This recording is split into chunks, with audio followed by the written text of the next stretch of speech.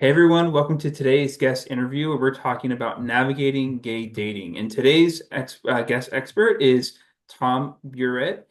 Tom is a Bruett. licensed Bruett, thank you, Tom. Tom is a licensed therapist, trainer, consultant, and author. He specializes in queer relationships. He's the founder of the Queer Relationship Institute, which provides therapy for queer folks and training for therapists who also work with queer relationships. And Tom has a new book coming out called The Go-To Relationship Guide for Gay Men, from the honeymoon to lasting commitment. So thank you, Tom. Welcome.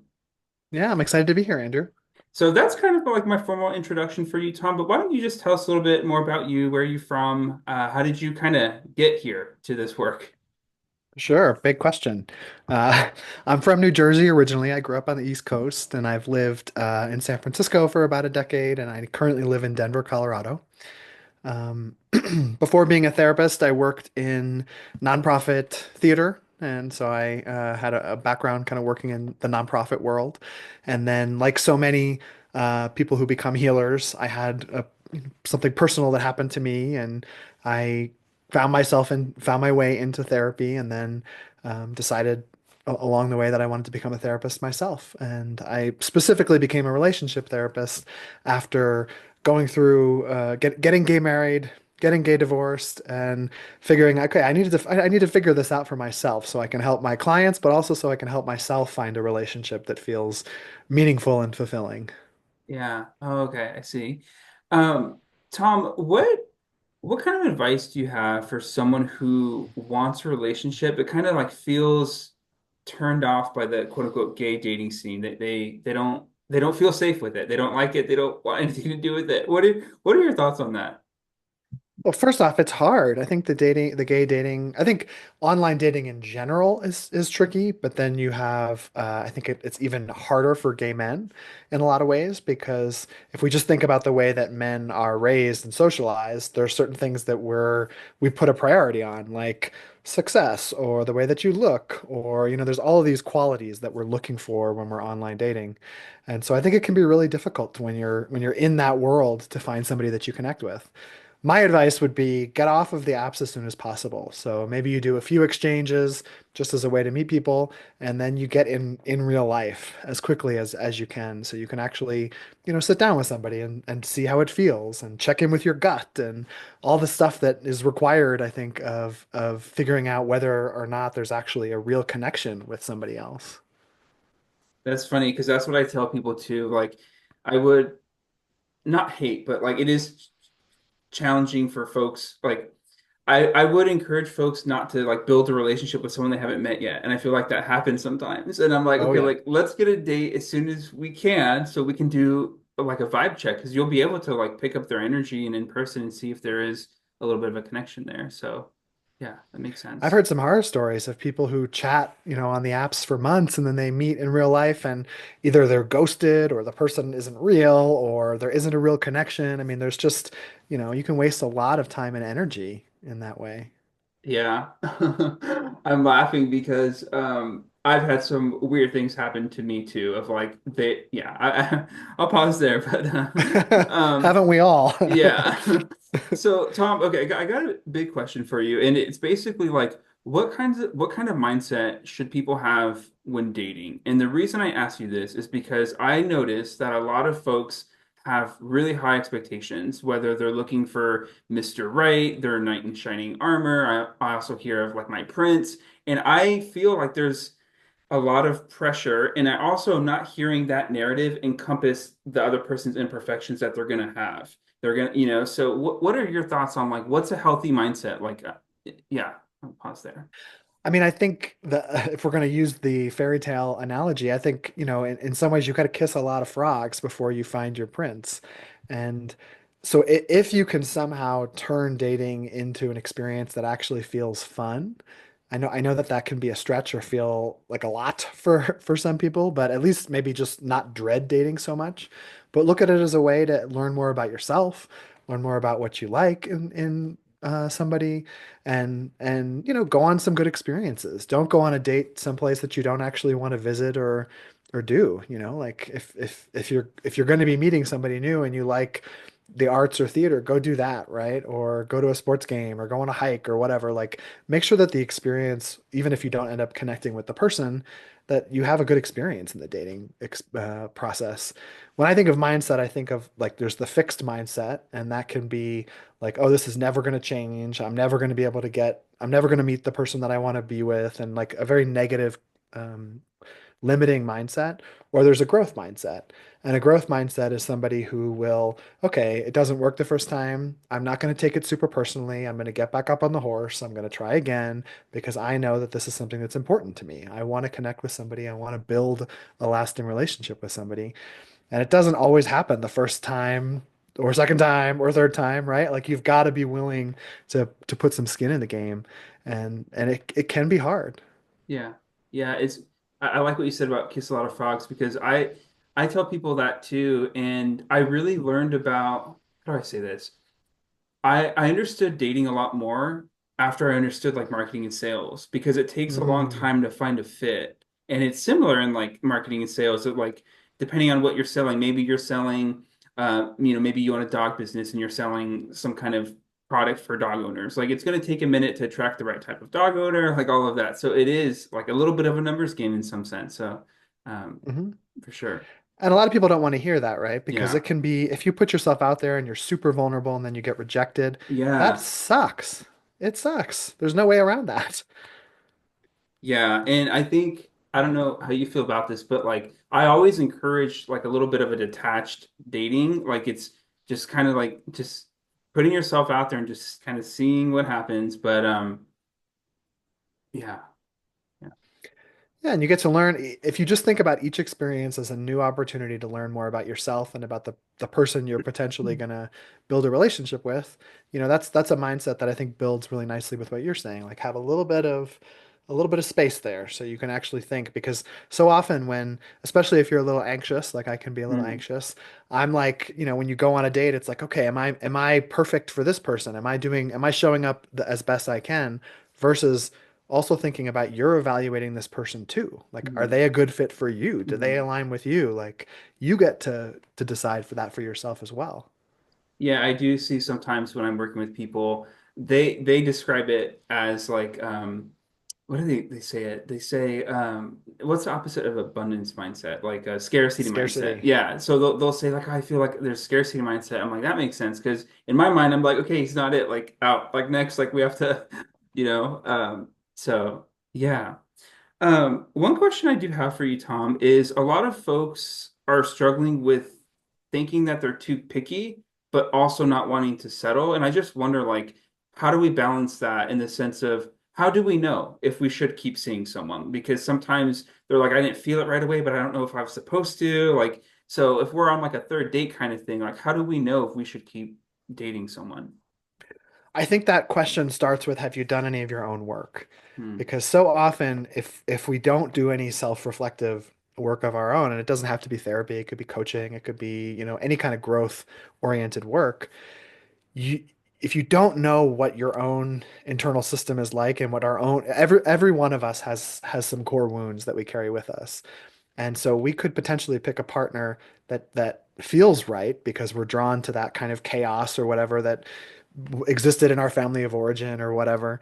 And that actually may not be the right person for us. So if you've done your own work and you can slow yourself down, then you can evaluate on the second, third, fourth date, like, do I feel safe with this person? Am I attracted to them? Do they feel, do I like their sense of humor? Can I see building a connection with this person in a friendship? And also being able to still be, if sex and sexuality is important to you, also being able to have that sexual spark and chemistry there too. Yeah. What is the so you work a lot with couples, right, Tom? Hmm. What are the biggest challenge? So I mostly work with singles, and like my whole work and job is basically helping them meet someone. After that, it's kind of like it's kind of a different game. What are you seeing after that part? Like what are the biggest challenges that you're seeing with couples and things like that? So most couples come to couples therapy, Hmm. and so I see a select portion of the population, right? There's lots of people who meet and they have really great relationships and they don't need Mm, couples mm, therapy, and so it's working in that way. And then there are some people who have some some struggles or challenges. And that usually happens in my book. I describe 7 stages of gay relationship development, and it usually happens between the first stage or the second stage and the third stage. And so the second stage is all about the honeymoon stage. You're bonding, it's all the sparks are flying. You want to spend every moment with that person. Like you can't get enough of them. You're figuring out all the ways you're similar, and you're deciding if this is somebody you want to bond with and connect with. And then the next stage is discovering differences. And so after you've been together for a while, and this usually happens somewhere after 6 months to 2 years of being with somebody, some of the cracks start to show, right? And you also start to realize, hey, I like to go to the beach and my partner really prefers the mountains. So what are we going to do here with these differences?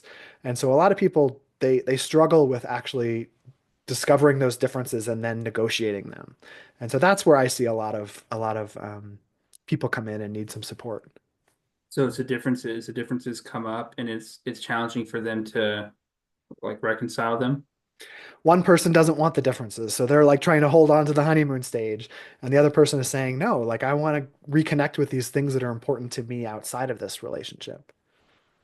Can you I checked out your website and you have a really cool blog and I saw one that did mention the 7 stages of relationship development, I think.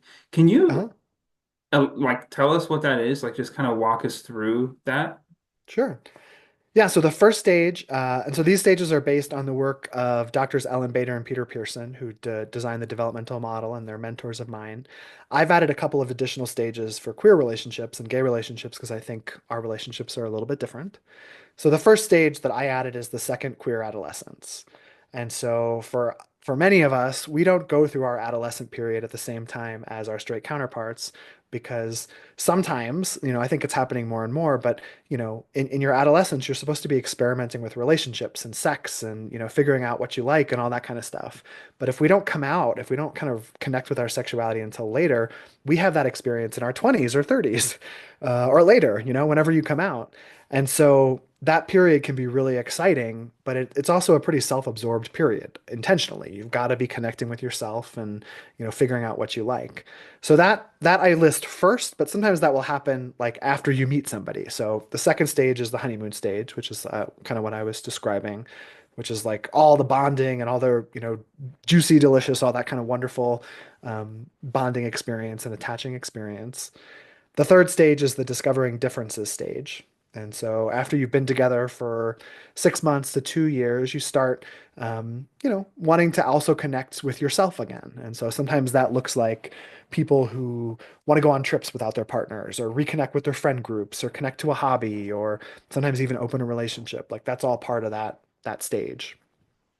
After you discover those differences, you go into an exploration period. And so, say you want to do a hobby, the exploration period would be going out and trying that and then seeing how that feels in your relationship. So I'm going to direct a community theater play soon. So if I'm going to do that, that's going to mean I'm going to have less time at home with my partner. That's going to shift things up. We got to talk about that. So that brings us to the next stage, which is the agreement stage.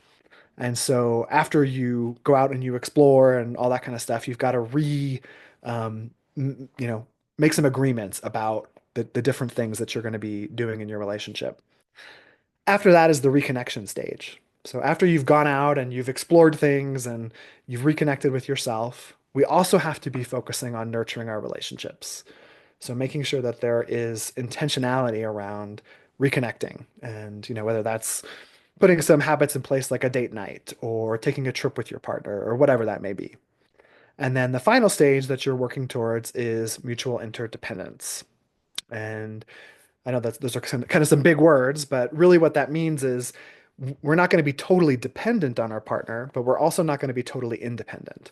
So how do we find that mix in the middle where, we can still be ourselves and we can still go out and do the things that we want to do, but we can also be connected and attached to our partner? It's so interesting that you mentioned I forget how you said it, but something about like adolescence and it's different for queer men because when we come out, that's like when it starts. It's funny because I unknowingly so I ask, so every time I'm on like a discovery call with someone or something, a new client or whatever, I do ask when they come out because in my head, intuitively, I did know that there is, okay, that's when it started, so to speak. So it's interesting to hear you like also say that. Um, Yeah.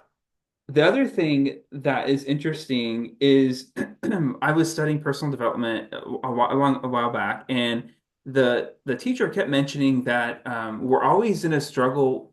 Well, often we're in a struggle with like independence, but also like connection and loving someone, but independence and loving someone. And it's funny because your model kind of sounds like that too, of like uh, having connection with someone, but also like being an individual and then seeing like how what I found in the individual stage can like come back. So that's an interesting um Yeah, that's so the word for that that I use in this model and that's part of the developmental model is differentiation. And so relationship differentiation. And that is the ability to be connected to yourself, but also be connected to a partner, have differences. So it's being able to flow back and forth between individuation or individuality and connection, attachment and autonomy. And these stages, the way I describe them, it seems like they're always very linear, not always, right? They're more kind of circular. Sometimes you'll go into one stage and then come back into the other stage and different, sometimes when people retire or a parent dies or there's something external that happens, it can, pull you back into a different stage or move you forward. do you think, Tom, that that differentiation, I think you called it, is one of the things that drives like the desire for open relationships, or is that like a separate thing? I think it could. Differentiation is really about, so if we can think about it, if we think about it in terms of a monogamous relationship, Hmm. using differentiation to talk about sex would be, okay, I like to have penetrative anal sex. I Hmm. really prefer to have oral sex. Can we actually talk about those Hmm. differences? Can we share our fantasies with each other without even bringing in another person or opening the relationship?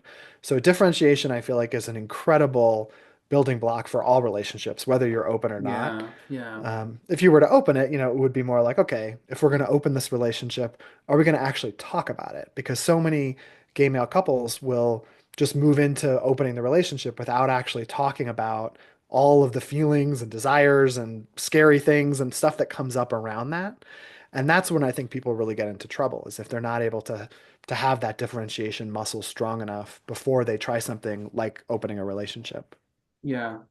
Um, it's funny, how do I say this? So you brought up sexuality and it made me think of like sexual compatibility.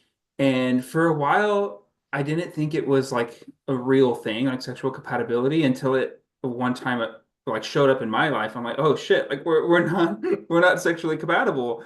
So I just want to like just kind of just have compassion like for ourselves because it is a real thing, is it not? Like sexual compatibility, for gay men, queer men. 100%. I mean, you certainly can work on a lot of different Right, things. right.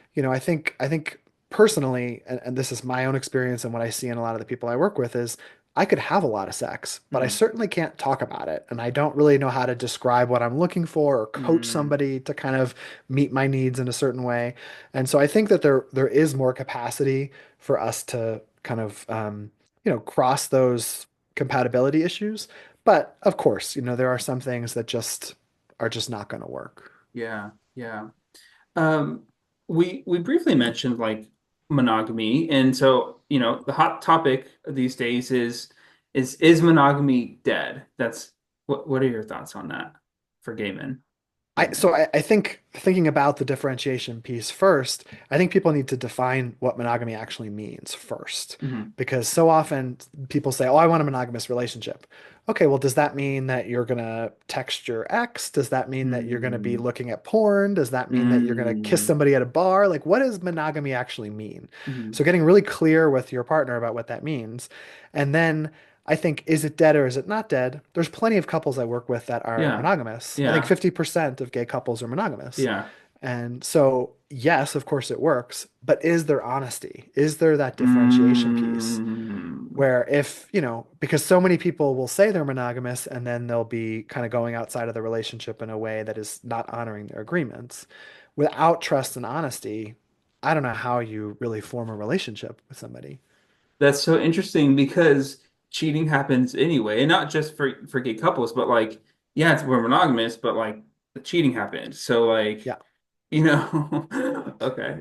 But monogamy can be super satisfying. I Yeah, mean, and there's also people who, they're monogamous and they play together, or they'll sure, have sure. like, the occasional thing. But Yeah. like, how do you keep your sex life super exciting and thriving when you are monogamous? It takes some intentionality. It's not going to just happen. Hmm. And I think there are sometimes people they think because during that first, honeymoon period where the sex and the chemistry is just kind of going wild, they don't know how to sustain that into a multiple year long relationship. And that can be Yeah. hard.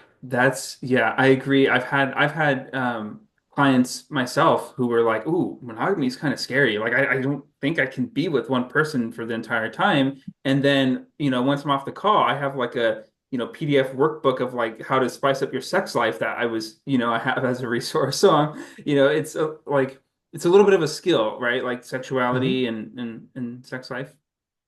And the people, I would imagine, the people that are coming to see you, they're already starting to work on themselves. Yeah. So they're already, a step ahead of some people who are not willing to kind of go inward and do that really scary work. Yeah, and that's actually a good segue to my next question. And I've noticed that there's a lot of content out there that puts expectations on the other person and, avoid these red flags and all these different things. But my question to you is like, what do we need to develop within ourselves to have a healthy relationship as opposed to just like outward looking? I'm going to bring up differentiation again, but it's, I think it starts with the self-work of being able to go inside and know what you want, feel, need, desire, long for, prefer. Like you really need to go inside and know what you want. Because if you're looking to a partner to sort of tell you what you want, or, that's where things can get a little bit dicey. So, I'll use an example again of like the beach or the mountains. If you have 1 week off a year, you're going to spend a lot of your money to go on vacation and your partner is maybe a stronger personality than you and loves the beach and wants to pull you towards the beach, but you really want to go to the mountains, if you don't voice that, that's where a lot of the conflict comes in because then you're going to go to the beach and you're going to be super disappointed and you may be resentful and you may be kind of a dick and then there's going to be conflict and you're not going to have the connected time that you wanted to have. So it really starts with doing the self work and then we can't change our partners. This is something I say to everybody on the first call whenever I'm working with somebody. I can't change you. I can't change your partner. You can only work on yourself and what it is that you want to change if you are so desired to do that. So if we zoom in on our self-work for a second, it sounded like you said knowing like what we want, knowing our preferences almost, and then it also sounded like you said knowing our needs, our emotions, our feelings. Is that kind of what you would say like for self-work? Yeah, so you've got to the self-differentiation piece, you've got to go inside and know all of that stuff. Okay. And then the second piece is taking the risk to share that with a partner. Because sometimes we'll know it, but Mm, we're scared of rocking the mm. boat or, causing conflict or maybe ultimately what if our partner leaves us or what if our partner ices us out? Like so we don't take that next step and share it, even if it's uncomfortable or risky. Yeah.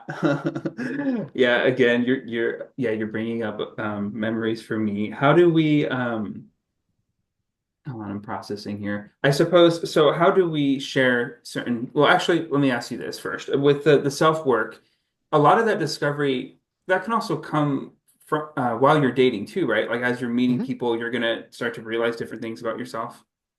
Yeah, 100%. You may, after you kiss a bunch of frogs, you're going to know a lot of things that you don't like, and you Yeah, also are going to become more clear about what you do like. yeah, yeah, I would second that. Yeah. So how do we actually, we'll come back to the sharing it with a partner in a minute. But let's come back to, we talked about like gay dating can be challenging. Let's kind of give the audience like a heads up that road is closed, there's ice on this road. Like what kinds of challenges are normal for them to expect? Like they're not crazy, but like what are some normal challenges that they can expect while they're dating and pursuing relationship? Well, so if we think just about gender for a second, right? So as men, we are oftentimes not taught to understand our feelings. We're not usually taught how to communicate. That's seen as like a feminine or, a female trait.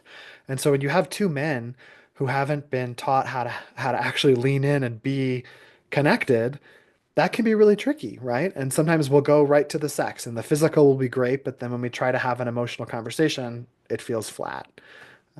There's so I think sometimes there's that avoidant piece that we have to kind of deal with. How do we lean in? And, after you have the first good date, there's like that thought, right? Of like, who's going to text first? Or do I have to wait 2 days before I text? Or, like all that stuff that comes with the communication when you're dating somebody new that is, I think, ultimately linked to attachment. And so if you're somebody who, is a little bit more self-protected and leans out a little bit, it's hard to kind of lean in and say, I really had a great date. I'm going to text first, even if that's sort of against the rules, Mhm. you know? Yeah. Okay.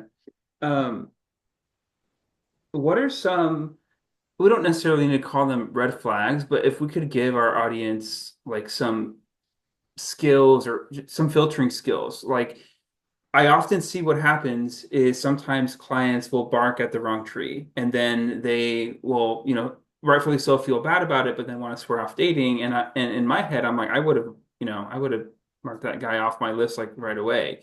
What are some ways clients or those listening can like kind of filter, look for if we need to call them red flags, we can. But let's talk about that for a second.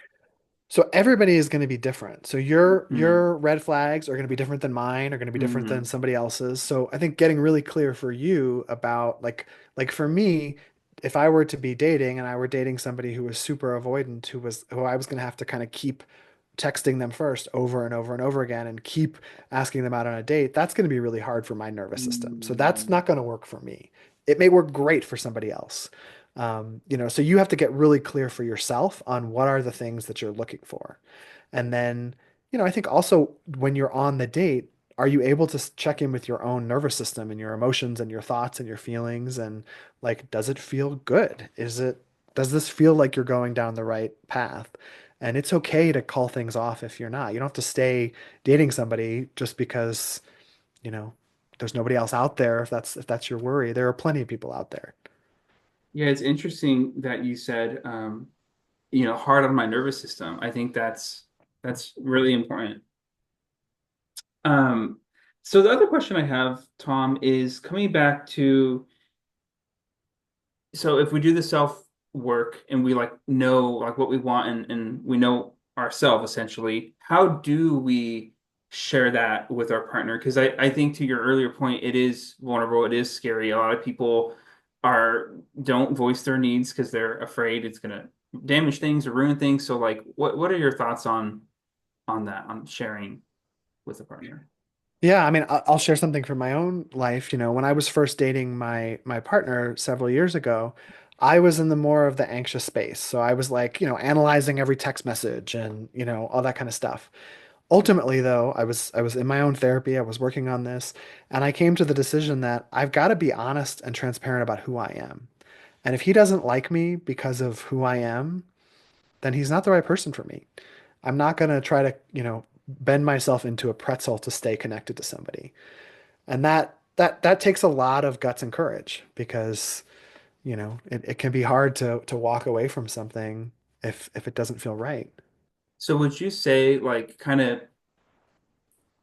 checking in with ourselves, our nervous system, knowing how it feels, and if there's a need there, it's like, oh shit, okay, obviously I need to express that that bothered me, or this makes me feel uncomfortable, or whatever. So it sounds like kind of recognizing first, and then second thing would be communicating to the person they're dating. Is there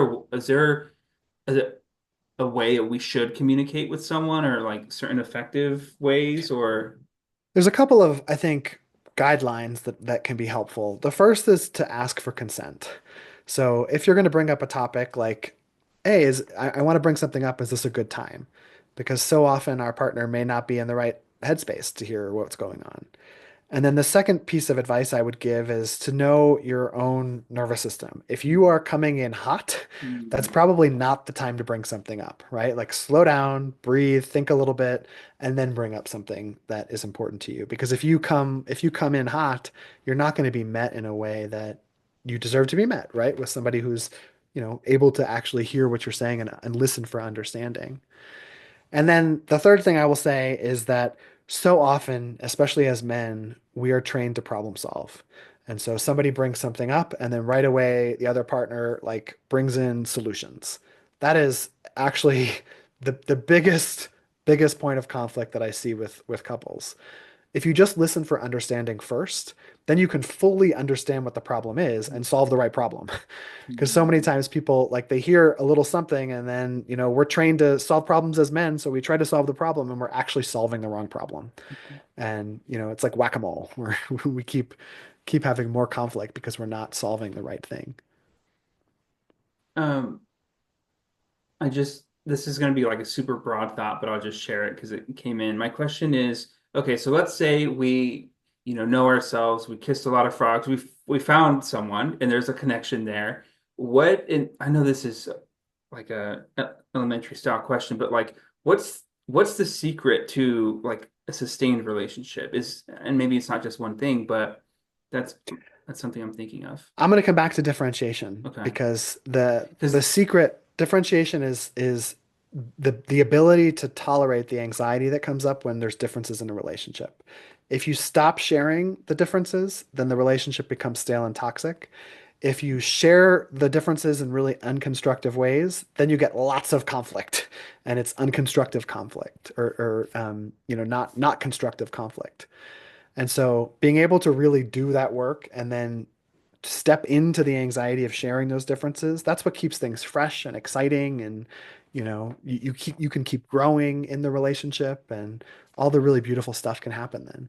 so it sounds like the key from dating to a committed relationship is essentially when, so tuning into my body, feeling that need, and then if I can communicate it, like and then they can like receive it and we can like work through it and collaborate, and we keep doing that, that's the key essentially. Yes, Okay. exactly. You solved it. Tom, thank you I really hope that was helpful for people because that's just like that makes sense. And to the extent that that doesn't happen, that's where we're still looking for partners because we're looking for someone where we can do that with. Is that right? Yes. Yeah. Somebody who's at the same pace as you, or if they're not, if they're willing to kind of get in the trenches with you Okay. and do that work. So we're really just looking for someone who is able to solve differences with us, essentially, more or less. Yeah, somebody who's able to tolerate differences, Yeah, because not that's everything can so be solved. interesting. Yeah, not everything can be solved. Yeah, like what? Well, I mean, let's go to the sexual example. If somebody is Oh, primarily a top yeah, and then somebody else is also a top, you've got two tops and you want to be in a monogamous relationship. yeah, that's Sure, there tough. are ways to solve that, but not without going against your values or, Yeah, it's tough. yeah, it is tough. Yeah. Yeah. Okay. Well, those were all the questions that I had, Tom, like burning questions. What else did we miss? What else would you like our audience to know? You have a lot of experience in gay relationships, queer relationships. What else do you think our audience should know? I think, if my belief, and this is certainly not my belief alone, but strong relationships build strong communities. And so I will hear oftentimes from people, I hate the whole gay community. The gay community is Yeah. so terrible. And personally, I think that's a sign of internalized homophobia. Wow. And if we can slow that down and if we can actually build a strong relationship with ourselves and then start building a strong relationship with a partner or a friend and start treating people in, a more mature way and do this differentiation work, I think we really can transform our community. We're a minority, right? A sexual Yeah. minority. We've experienced lots of systemic oppression and trauma along the way, and certainly in the current political world, it's getting worse. It's not getting better. And so, just to have some compassion for ourselves and for the community at large, I think that would be like one of my biggest takeaways that I Mm. would hope people would take away. Compassion for the community at large. Yeah, you bring up a lot of thoughts for me. One is I was working with a client. It's interesting that you mentioned the internalized homophobia because I think that's true. And I don't think it's our fault, right? Like it's No. internalized for a reason. But I had one client who I forget what he said, but had a, didn't like the gay community. And he basically said something like gay men don't support each other. And I said, "Is that true? Like, do you really know that's true?" Wow, him and I were like live together, supporting each other. And so I brought that up. I'm like, "Well, look at me and you, gay." And so he was like, "Oh." Um, so so yeah. And then the other thing I've talked about this in past videos is like for me personally. I feel somewhat safe. It's a little bit weird now in the US, but somewhat safe. But mostly in other parts of the world, I didn't realize that some parts of the world it's not legal to be gay. Hmm. And so I love what you're saying about like let's have some compassion for ourselves as a community as opposed to poking each other with sticks because we are a minority. And like that's Yeah. just where it is right now, even globally. So I really appreciate that. Um, but yeah, let's talk about the gay community for a minute. And I'm trying to think of like what's the biggest frustration I hear from people. It is the I don't fit in. And so I guess maybe we start there of like there isn't one way to be gay, I guess, Hmm. right? Yeah, I guess we can start there. Like being I guess that's the hard part is like what is gay? Like does it just mean I like men? Like is it do I have like yeah, that's I don't know. And I don't even know if Yeah, there's I a mean, the question gay there, but community is not a monolith. I mean, there's many gay men out there as there are gay men out there. And right. so, we may sort of fall into smaller tribes like otters and bears and Mm, twinks and all that kind of mm, stuff, but we're still a pretty small percentage of the population. I mean, if you think about, I think the new numbers came out recently that like 7 to 10% of the population in the United States identifies as queer or part of the LGBTQ community. But when you break that down, a big percentage of that is bisexual folks. If we get into the gay male percentage, it's really, really pretty small. And, so we're a really small amount of people. And when you get into and I think the experience of being a gay man is so different. I've lived on both coasts, in New York and mm. in San Francisco, and now I'm living in the middle of the country, and it's a very different experience to be gay in different parts of this country. Mm, yeah. And then honestly, there are a lot of things that I think aren't exclusive to quote unquote the gay community. Maybe they're amplified. Because I think there's a lot here. Like one, society at large, we as a society, we can be materialistic. Like that's not just the gay community. And I think that sometimes, how do I say this? Maybe we just be gentle. Like maybe the gay community course corrects too much, where like it's too loud or whatever, because that's because they were oppressed. So and then there are certain people that don't like that, and but to me, I'm just like, well, that's them just being them, So yeah, it is a challenge that I see as a coach, like working with different people, and I want people to feel comfortable with themselves and all of that, but there are people that don't always feel like they fit in. Any tips on that, Tom, for folks who don't feel like they fit in? You mentioned a little bit already. I mean, I think finding your tribe is really important. And so, sometimes it's starting with the gay community, but a lot of people don't want to go to gay spaces or queer spaces. Mm, They don't feel comfortable in sex clubs or mm, bars mm, or, gay sports leagues or whatever. mm, That doesn't feel comfortable. So if you mm, start with something that is an interest of yours, whatever it may be, that's at least a way to do something that you love, whether it's a hiking group or mm. meditation group or whatever, and then find people who have similar interests and then build a tribe from there. Yeah, I almost wonder. So I feel like there is a how do I say this? Some guys feel like there's a over exaggeration on like sex within our community, and I almost wonder if that is because it needed to like be quiet and how do I say this? Like I'm having a hard time saying this. Um, maybe it feels that like that because if we have a group of gay men, that's the only place we can get it. You know what I'm saying? Like I can't like walk down the street and like I can't always tell who's gay. So like if I have a group of gay men, like it may seem like I'm like super, highly sexual, but it's just where that's where the people are, so to speak. Do you have any thoughts And on there's that? nothing wrong with being highly sexual. Like, I think Yeah. everybody is on a spectrum. Yeah. And so some people have really high sex drive, some people have really low sex drive, some people are Mm, asexual, right? So like mm, instead of kind of demonizing the high sexuality piece, and I'm not saying that's what you're doing, sure, but sure. instead of kind of focusing on that, just all of us saying, okay, what is my sex drive? And it's okay. Exactly what it is okay. Like totally fine. This is a big question, but how can we start to let go of some of the judgment that we put on other people, um, and or that internalized homophobia? I know that's a big question. I notice it myself, right? Yeah, me So too. so sometimes I get judgmental about people, and this is my own self-work, and what I'm trying to do is when I'm feeling judgmental, what's going on? Like again, it goes back to checking in with yourself. Like, am I hungry, tired? Am I feeling jealous? Am I feel like what am I actually feeling in that moment? And I think again, as men, we are not encouraged to actually connect with our feelings. And so the more that we can connect with our feelings are data points that can help us make better decisions that align with our values. And so I think it's a lifelong process, unfortunately. Would you say that the feelings are like signals that are like signals about needs, like there's a need there Yeah, sometimes? if, so we do know that a higher percentage of the queer community is neurodiverse. So if you are neurodiverse, you're not neurotypical, you may have a different relationship with feelings. So I'm just kind Mm, of putting that wow. aside for a moment. If so we can't just say everybody Sure, has to have sure. feelings, but if you do have access to feelings and that's something that you're able to kind of notice and experience and communicate to people, I think they're great data points to help center you and ground you in what's important to you. Okay.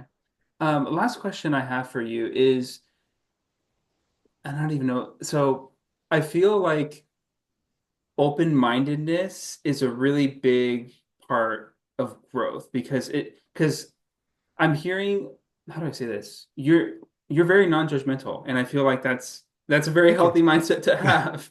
So do you think, and maybe everyone has different goals, but do you think like we can kind of rid ourselves of suffering or outgrow suffering a bit if we're like more open-minded or less judgmental? I don't know if that question makes sense.